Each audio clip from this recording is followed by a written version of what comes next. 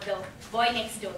Yes, this person has been described as the boy next door, who I'm sure has all the women saying yes to everything he says. He's going to talk about a very interesting topic, something pretty close to, I think, all of our hearts. It's about Yes Minister, calling Kunal Ghotge. Big round. The objectives for this speech are the same, so I should not repeat them.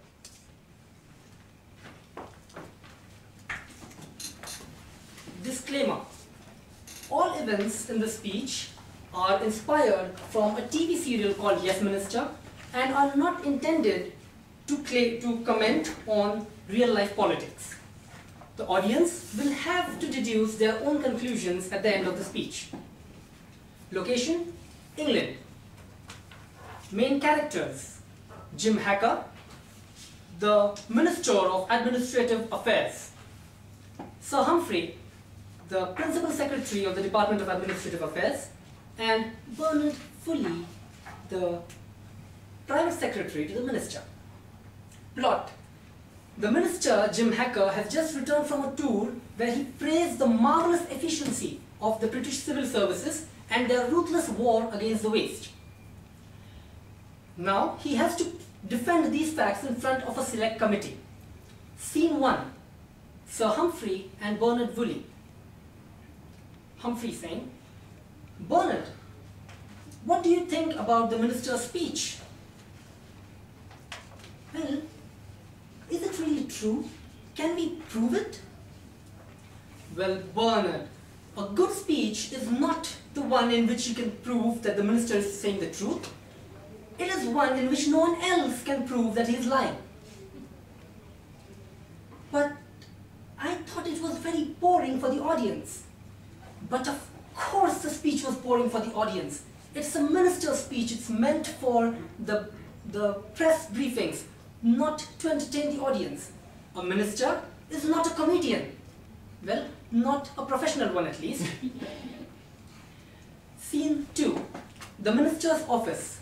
The minister speaking to Sir Humphrey. Sir Humphrey presents him with a brief and tells him that he needs to master this brief to present it in front of the committee. The minister says, "How many briefs do I have to master? I just mastered one brief on my way back, on my flight back." "And what was it about?" Well, I really don't remember. You see how difficult it is to concentrate on flights? They keep on serving you drinks and offering you chocolates and waking you up." "Well, yes, Minister, it will be awfully difficult to concentrate if you keep on being woken up. But still, to consider this brief, it is something that you'll have to present. It contains the likely questions from the committee and the accurate answers, all carefully presented to give the department's position." "Are they all accurate?" "Well, they are all carefully presented to give the department's position." "And do they contain the truth?" "The truth and nothing but the truth." "The complete truth?" "Certainly not." "Then are we going to tell them that we keep secrets?" "Indeed not. He who must keep a secret must keep it secret that he hath a secret to keep." Scene 3. The minister in front of the select committee. The minister realizes that whatever preparations he has done are all futile because the committee has proofs of government wasting public money. One of them being a bulk buying of stationery items. All the minister has to say to these allegations are, "I will have it looked into." It seems to be an administrative stuff, and Humphrey will be in a better position to comment on these. Hence, we move to scene 4, where Humphrey is facing the select committee, and he is asked the same questions that the minister was asked, and he provides a different alibi to each of these. He proves them to be policy matters and then says, "It is not for me to comment on government policy. You must ask the minister." The committee questions him, "Well, the minister told us to ask you, and you are telling us to ask the minister. When does this stop?" "As soon as you like." Well, Sir Humphrey, you have to comment on why are we wasting so much money on stationery? Why don't people buy their own? People buying their own stationery would mean placing considerable government patronage in the hands of junior staff. Considerable government patronage? A box of pencils? It is plain common sense that people buy their own. Well, government policy has nothing to do with common sense. In that case, the policy must change. It is not for me to comment on government policy. You must ask the minister. Sir Humphrey, you have to comment.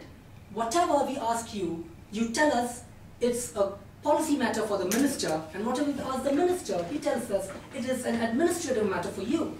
How do we find out what's the truth? Well, yes, I see there is a dilemma over here. While it has been government policy to consider policy as a responsibility of ministers and administration as a responsibility of officials, the question of administration of policy can cause close confusion between the policy of administration and the administration of policy, especially when the responsibility of policy of administration of policy overlaps with or conflicts with the responsibility of administration of policy of administration. Needless to say, the scene ends here. As you all might have guessed by now, the fact is that the department is actually not using the resources properly, and Jim Hacker, finally, being a politician, has to accept that there is waste of resources in his department. Sir Humphrey is appalled by this public admission of failure, and he tells the minister he did not support his department when it was required. To go against this allegation, Jim Hacker says, well, Humphrey, I have supported the department exactly the same way as you have always supported me. And Humphrey is lost for words and says only one thing in the end. Yes, Minister.